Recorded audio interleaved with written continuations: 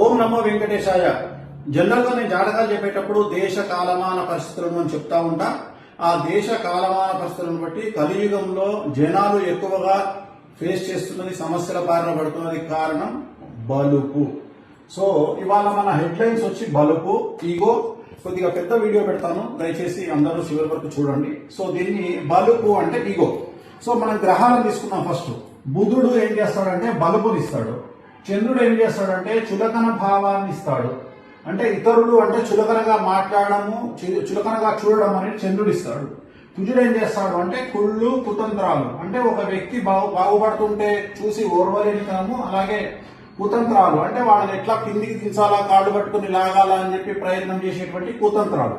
So ఒక వ్యక్తి ఇలాంటి పనులు ఎందుకు చేస్తాడు అంటే, ఒక వ్యక్తికి ఈగో ఎందుకు వస్తుంది, ఒక వ్యక్తికి చులకన భావం వేరే వాళ్ళంటే ఎందుకు వస్తుంది, ఒక వ్యక్తి ఇతరులను చూసి కుళ్ళుకోవడము లేదా కుతంత్రాలు చేసి అతన్ని కిందికి లాగడము లాంటివి ఎందుకు చేస్తాడు అంటే, ఎవరి జాతకంలోనైతే బుధుడు లేదా చంద్రుడు లేదా కుజుడు 1వ స్థానంలో అంటే లగ్నంలో, 6వ స్థానంలో, 8వ స్థానంలో, 12వ స్థానంలో, అలాగే చంద్రుడు 1, 6, 8, 12, అలాగే కుజుడు 1, 6, 8, 12, లేదా ఈ చంద్రుడి మీద, బుధుడి మీద, కుజుడి మీద శని దృష్టి ఉన్నట్లయితే, ఈ ముగ్గురిలో శని దృష్టి ఉన్నట్లయితే, సో వీళ్ళు ఇలాంటి పనులు చేస్తారు. బేసిక్ గా ఇలాంటి పనులు ఎందుకు చేస్తారంటే, ఈ చంద్రుడు, కుజుడు, బుధుడు అనేటువంటి వాళ్ళు నేను చెప్పినట్లుగా లగ్నంలో 6, 8, 12లో ఉండడం వల్ల ఇలాంటి పనులు చేస్తారు. అలాగే శని దృష్టి ఉండడం వల్ల కూడా ఇలాంటి పనులు చేస్తారు. సో మరి ఇలాంటి పనులు చేసినప్పుడు వాళ్లకు ఇవాళ మనం బాగానే ఉంటాం. అంటే ఉదాహరణ, ఒక పదవిలో ఉన్న వ్యక్తి తను తోపు పనులు చేసినప్పుడు ఇప్పుడు ఎలాంటి వాళ్ళు ఇలాంటి బిహేవింగ్ చేస్తారు. ముందుగా రాజకీయంలో ఉండే వాళ్ళు పదవిలో ఉన్నప్పుడు వాళ్ళ బిహేవింగ్ అనేటువంటిది చాలా విచిత్రంగా ఉంటుంది. అలాగే డబ్బు, హోదా ఉన్న వాళ్ళు చాలా విచిత్రంగా బిహేవ్ చేస్తారు. ఉదాహరణ, డబ్బు అనేటువంటిది రాజభోగం కిందికి వస్తుంది. రాజభోగం అంటే విపరీతమైన లగ్జరీస్, కార్లు, బిల్డింగులు, వ్యాపారాలు, ఇతరత్రా చాలా ఉన్న వాళ్ళను డబ్బు ఉన్న వాళ్ళను అంటాం. అలాగే హోదా ఉన్న వాళ్ళు, దీంట్లో బ్యూరోక్రాట్లు, ఐపీఎస్లు, ఐఏఎస్లు, ఎంఆర్ఓలు, ఆర్డీఓలు, జాయింట్ కలెక్టర్లు, లేదా ఇన్కమ్ ట్యాక్స్, సిబిఐ అలాంటి వాటిల్లో పనిచేసే వాళ్ళు, వీళ్ళందరూ కూడా దీని కిందకి వస్తారు. అంటే హోదా అంటారు దాన్ని.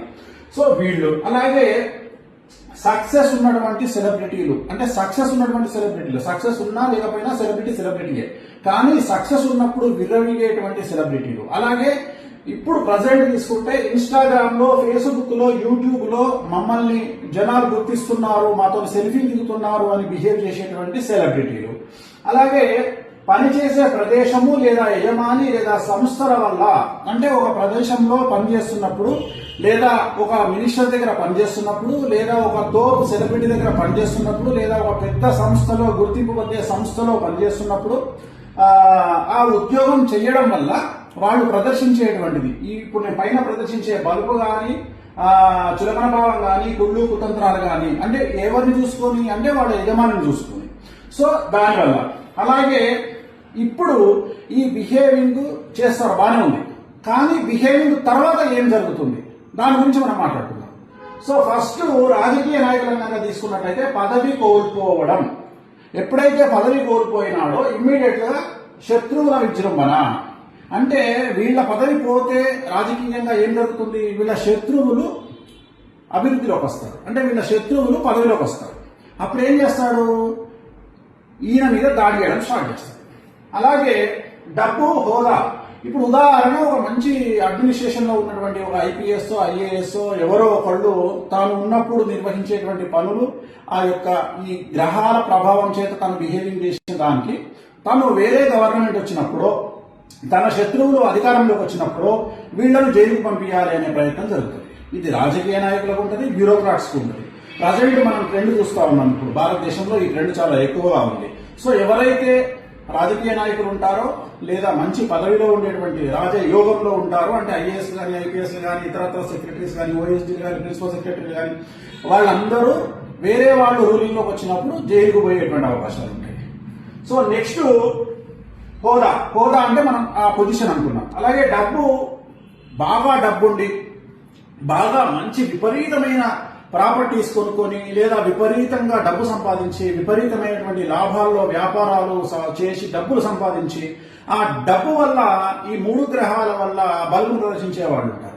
వాళ్ళ జాతకంలో సడన్ గా వాళ్ళు సంపాదించిన ప్రాపర్టీస్ కోల్పోవడము, లేదా ఇన్కమ్ ట్యాక్స్ రైట్స్ జరిగి, లేదా సిబిఐ రైట్లు జరిగి, లేదా ఈడీ రైట్లు జరిగి ప్రాపర్టీస్ సీజ్ అవ్వడము, బ్యాంకులు సీజ్ అవ్వడము, అకౌంట్లు సీజ్ అవ్వడము, అలాగే సడన్ గా ఫ్యామిలీ అంతా వెళ్తుంటే యాక్సిడెంట్ లో చనిపోవడము, లేదా సడన్ గా ఫ్యామిలీలో ఆర్థిక పరమైనటువంటి కొట్లాటలు జరిగి తోబుట్టువులు, బంధువులు ఇలాంటి వాళ్ళు కేసులు వేసి న్యాయపరమైనటువంటి వ్యవహారాలు ఎదుర్కోవడము, అలాగే మంచిగా నడిచేటువంటి వ్యాపారం సడన్ గా, అంటే ఉదాహరణ సంవత్సరానికి 100 కోట్ల టర్న్ ఓవర్ అయ్యేటువంటి వ్యాపారం సడన్ గా డబల్ డిజిట్ కు పడిపోవడం, అంటే బిలో 100 కోట్లలోకి పడిపోవడము, ఇలాంటి సమస్యలన్నీ ఎదురవుతాయి. నెక్స్ట్ తీసుకుంటే మనకు సక్సెస్. సో ఈ సక్సెస్ ఏంటి అంటే ఈ సెలబ్రిటీ స్టేటస్. ఈ సినిమా హిట్ ఉన్నప్పుడు ఒకలాగా బిహేవ్ చేస్తారు, సినిమా హిట్లు అయిపోయిన తర్వాత ఒకలాగా బిహేవ్ చేస్తారు. సినిమా హిట్లు అయిపోయినప్పుడు రెచ్చిపోతారు, సినిమా హిట్లు లేనప్పుడేమో డిప్రెషన్ లోకి వెళ్ళిపోతారు, రూమ్ లో నుండి బయటికి రారు. అలాగే నెక్స్ట్ సెలబ్రిటీ, ఇన్స్టాగ్రామ్ కానీ, యూట్యూబ్ కానీ, ఫేస్బుక్ కానీ, వీళ్ళకి ఏంటంటే సెల్ఫీలు ఇస్తే చాలు, సో రచ్చ. సో వీళ్ళలో ఎప్పుడు సడన్ గా వీళ్ళకున్న ఫేమ్ తగ్గిపోవడం, వీళ్ళ అకౌంట్ క్లోజ్ అవ్వడం, ఉదాహరణ ఇన్స్టాగ్రామ్ అకౌంట్ పోయింది, యూట్యూబ్ అకౌంట్ పోయింది, ఇలాంటి అకౌంట్ పోయినప్పుడు వీళ్ళు సమస్యల బారిన పడడం, అంటే వీళ్ళకు వచ్చే ఇన్కమ్ సోర్స్ తగ్గిపోతుంది. యూట్యూబ్ లో పెట్టే కంటెంట్ ఎప్పుడైతే పెట్టలేరో తగ్గిపోతుంది. అలాగే ఎక్కువగా సెలబ్రిటీలు బయటకు వచ్చినప్పుడు ఏమైందంటే మీడియా అటెన్షన్, జనాల అటెన్షన్ వాళ్ళ మీద ఉండి వాళ్ళ మీద లేనిపోయినటువంటి ప్రాపగండా జరిగి, నెగిటివ్ ప్రాపగండా జరిగి, దాన్ని కొంతమంది ఎదుర్కొని తలెత్తుకొని ఫైట్ చేసి బయటకు వచ్చేవాళ్ళు ఉంటారు, కొంతమంది డిప్రెషన్ లోకి వెళ్ళేవాళ్ళు ఉంటారు. సో దానివల్ల డిప్రెషన్ లోకి వెళ్ళడము. నెక్స్ట్ పనిచేసే ప్రదేశాల వల్ల ఎక్కువగా బలుపును ప్రదర్శించడం, అంటే ఉదాహరణ ఒక దగ్గర పనిచేసే వ్యక్తి తన యజమాని చూసుకోనో, తన పదవిని చూసుకోనో, తన పలుకుబడిని చూసుకోనో రెచ్చిపోయి తీరా ఉద్యోగం నుండి యజమాని తీసేశాడు, లేదా తనే ఆ ఉద్యోగం నుండి బయటికి రావాల్సి వచ్చింది. సో ఉద్యోగం లేకపోతే తన పరిస్థితి ఏంటి? సో తను ఎవరెవరినైతే బాధించాడో వాళ్ళందరూ టార్గెట్ చేసే అవకాశం ఉంది. సో ఆ ఉద్యోగం లేకపోవడం వల్ల ఫైనాన్షియల్ ఇబ్బందులు ఎదుర్కొనే అవకాశం ఉంది, సమాజంలో 10 మంది దాడి చేసే అవకాశం ఉంది. సో ఇవన్నీ, ఈ సమస్యలన్నీ వీళ్ళు ఎందుకు బిహేవ్ చేస్తారో అనేది మనం చెప్పుకున్నాం. ఎప్పుడు వస్తాయి సమస్యలు అనేది మాట్లాడుకుందాం. సో మన జాతకం బాగున్నప్పుడు మనం బిహేవ్ చేస్తాం. ఉదాహరణ గురు మహర్దశ, శుక్ర మహర్దశ, రవి మహర్దశ, చంద్ర మహర్దశ, సో ఇవన్నిట్లలో యోగించినప్పుడు, కొన్నిసార్లు శని మహాదశ, ఇవన్నీ యోగించినప్పుడు మనము రెచ్చిపోతాం. అంటే ఉదాహరణ మనకు నెలకు 5 లక్షలు వస్తుంది కదా అని చెప్పేసి మనం ఏం చేస్తాము, 5 లక్షలకు సంబంధించిన ఇన్స్టాల్మెంట్లు అన్ని పెట్టుకుంటాం, కమిట్మెంట్లు. సడన్ గా మన ఉద్యోగం పోయింది. ఏంది పరిస్థితి? 5 లక్షల రూపాయలు రావడం ఆగిపోయింది. ఏంది పరిస్థితి? ఫైనాన్షియల్ గా మనం ఇన్స్టాల్మెంట్లు కట్టలేదు. మనం తీసుకున్నటువంటి వాటికి, ఉదాహరణ కారు, ఇల్లు, ఇతరత్ర అవన్నీ స్టక్ అయిపోతాయి. అలాగే మన దగ్గర 10 కోట్లు ఉంటే మనం 20 కోట్ల వ్యాపారం చేయడానికి ప్రయత్నం చేస్తాం. సో ఇవన్నీ, అలాగే మన దగ్గర 2 కోట్లు ఉంటే ఏదో ఇంట్రెస్ట్ వస్తుంది కదా అని ఎవరికో అప్పిస్తాం, సో వాడు ముంచేస్తాడు. సో ఇవన్నీ ఎప్పుడు వస్తాయి అంటే ఏది నాటి శని నడిచినప్పుడు, అష్టమ శని నడిచినప్పుడు, అర్ధాష్టమ శని నడిచినప్పుడు, వ్యయ గురువు ఉన్నప్పుడు, అలాగే రాహు దశ, కేతు దశ నడిచినప్పుడు, అలాగే కుజ దశ నడిచినప్పుడు. అంటే ఈ దశా చిత్రాలు ఎప్పుడైతే మీ జాతకంలో వస్తాయో, ఉదాహరణ ఏది నాటి శని ఇప్పుడు ప్రస్తుతము కుంభం, మీనం, మేషరాశికి నడుస్తోంది, అష్టమ శని సింహరాశికి నడుస్తోంది, అర్ధాష్టమ శని మనకి ఎవరికి నడుస్తుంది? అర్ధాష్టమ శని ధనుస్సు, మకరం, వృచ్చికం, ధనుస్సు, మకరం, కుంభం, అంటే ఇప్పుడు ప్రజెంట్ ధనుస్సు రాశికి నడుస్తుంది. సో ధనుస్సు రాశి. అలాగే వ్యయ గురువు, అంటే ప్రజెంట్ ఇప్పుడు ఎవరికి? కర్కాటక రాశికి ఉన్నాడు. రేపు వచ్చే నెల అక్టోబర్ 17వ తేదీ సింహరాశిలోకి వెళ్తున్నాడు, సింహరాశికి వ్యయ గురువు అవుతున్నాడు. సో రాహు దశ ఎవరికి నడుస్తుంది, కేతు దశ ఎవరికి నడుస్తుంది, కుజ దశ ఎవరికి నడుస్తుంది. సో ఈ దశా చిత్రాలు వచ్చినప్పుడు వీళ్ళు కొంతమంది పదవిని కోల్పోవడం, కొంతమంది ప్రాణగండాలు ఎదుర్కోవడం, అంటే ఆరోగ్యపరమైన ఇబ్బందులు ఎదుర్కోవడం, కొంతమంది న్యాయపరమైన చిక్కులు ఎదుర్కొని జైలుకు పోవడం, కొంతమంది income tax, GST, sales tax, commercial tax, లేదా ఈడీ, సిబిఐ లాంటి కేసులు ఎదుర్కోవడం, లేదా కొంతమంది మంచి పొజిషన్ లో ఉన్నటువంటి, అంటే ఉదాహరణ పోలీసులు తీసుకుంటే లా అండ్ ఆర్డర్ లో ఉన్న పోలీసులు లూప్ లైన్ లోకి వెళ్ళడం, లైక్ ట్రాఫిక్, లేకపోతే ఇంకెక్కడో పని లేనటువంటి ప్రదేశానికి, అంటే పరపతి లేనటువంటి ప్రదేశానికి ట్రాన్స్ఫర్ అవ్వడము. అలాగే ఐఏఎస్లు, బ్యూరోక్రాట్లు, పెద్ద లెవెల్లో ఉండే ఐఏఎస్లు, ప్రిన్సిపల్ సెక్రటరీస్ నామమాత్రమైనటువంటి పోస్టులకు వెళ్లడము. సో ఇవన్నీ కూడా ఎదుర్కొనేటువంటి అవకాశాలు ఉంటాయి. కాబట్టి ఎప్పుడే కానీ మన పరిస్థితి బాగుంది కదా అని మనం ఎప్పుడు కళ్ళు నెత్తికెక్కినట్టుగా బిహేవ్ చేయవద్దు.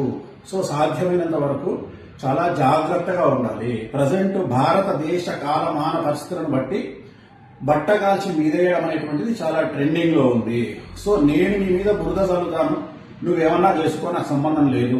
సో నేను తిట్టవచ్చు కానీ నువ్వు నా జోలికి రావద్దు, నేను నిన్ను విమర్శించవచ్చు, నువ్వు నా జోలికి రావద్దు. సో ఇలాంటి వ్యవహారం నడుస్తున్నటువంటి భారతదేశ ట్రెండ్.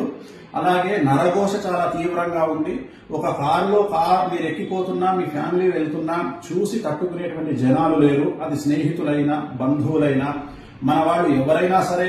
ఒక ఉద్యోగం మంచిది వచ్చినా, ఒక కారు కొనుక్కున్నా, ఒక పెళ్లి చేసుకున్నా, ఒక ఇల్లు కట్టుకున్నా, సో ఏది చేసుకున్నా నరఘోష, నరదృష్టి అనేది చాలా తీవ్రంగా ఉంది. అది తిరుమల వెంకటేశ్వర స్వామి వారికే తప్పడం లేదు నరదృష్టి. సో మనం ఎంత అవ్వాలము, సో నరదృష్టి అనేటువంటిది రెగ్యులర్ గా ఉంటుంది. సో మరి వీటికి ఏం చేసుకోవాలి అంటే, భగవంతుడు కమాండ్ చేసే జాతకం 88% అయితే మన చేతిలో 12% అనేటువంటిది తగ్గి ఉండడం. సో మనం ఎప్పుడైతే మనకు ఎదురుగాలి వీస్తుంది అని అనుకుంటామో అప్పుడు తగ్గి ఉండడము. అలాగే ఈ రోజు మనము పొజిషన్ లో ఉన్నాం కదా, ఈ రోజు మనం ప్రభుత్వంలో ఉన్నాం కదా, లేదా ఈ రోజు మనం డ్యూటీలో ఉన్నాం కదా, ఈ రోజు మన దగ్గర డబ్బులు ఉన్నాయి కదా, సో ఇలాంటి ఆలోచనలు చేయకండి. దీన్ని జాతక విశ్లేషణ, దేశ కాలమాన పరిస్థితుల విశ్లేషణ రెండింటిని కలిపి నేను చెప్తా ఉన్నాను. ఎందుకంటే నా దగ్గరికి చాలా మంది వస్తుంటారు. మొన్నటి వరకు 6 నెలల వరకు మేము 100 కోట్ల బిజినెస్ చేసాం స్వామి, సడన్ గా ఇప్పుడు బిలో 10% పడిపోయింది అంటే ఒక 10 కోట్ల బిజినెస్ వచ్చింది. సో దీన్ని బేస్ చేసుకున్న వాళ్ళు ఎన్నో కమిట్మెంట్స్ ఉంటాయి. ఇప్పుడు ఉదాహరణ మైనింగ్ చేసే వాళ్ళ గురించి మాట్లాడుకుందాం. మైనింగ్ చేసే వాళ్ళు ఏం చేస్తారు, సడన్ గా కొన్ని 100 కోట్ల రూపాయల మైనింగ్ చేసేటప్పటికి ఇక్కడ ప్రొక్లైనర్, జేసీబీలు, ఇతరత్ర ఇనుము రకమైనటువంటి ఐటమ్స్ అన్ని కొనేస్తారు. కొనేసి ఒక 50 కోట్ల 100 కోట్ల ఇన్వెస్ట్మెంట్ పెట్టేస్తారు. తీరా చూస్తే ఆ మైనింగ్ అనేది సడన్ గా కొత్త గవర్నమెంట్ వచ్చి లేదా ఎవరికైనా పడకపోవడం వల్ల ఆ ప్రాజెక్ట్ ఆగిపోతుంది. అప్పుడు ఏమవుతుంది, ఆ ప్రాజెక్ట్ ఆగిపోయింది అంటే మీరు పెట్టినటువంటి 100 కోట్ల రూపాయలు రిజల్ట్ అనేది శూన్యం. సో ఇలాంటివి జరిగే అవకాశం ఉంటుంది. సో అందుకనే జాగ్రత్తగా ఉండండి. ప్రస్తుతం దేశ కాలమాన పరిస్థితులు చాలా బాగా లేవు. అన్నిటికంటే ముఖ్యమైన విషయాన్ని చెప్పదలుచుకున్నా, ఎప్పుడైతే మీరు సెలబ్రిటీయో, డబ్బు సంపాదించడమో, మీకు పేరు ప్రఖ్యాతులు వచ్చినాయో ఖచ్చితంగా మీరు సమాజంలో సమస్యలను ఎదుర్కోబోతున్నారు అని మానసికంగా ఫిక్స్ అవ్వండి.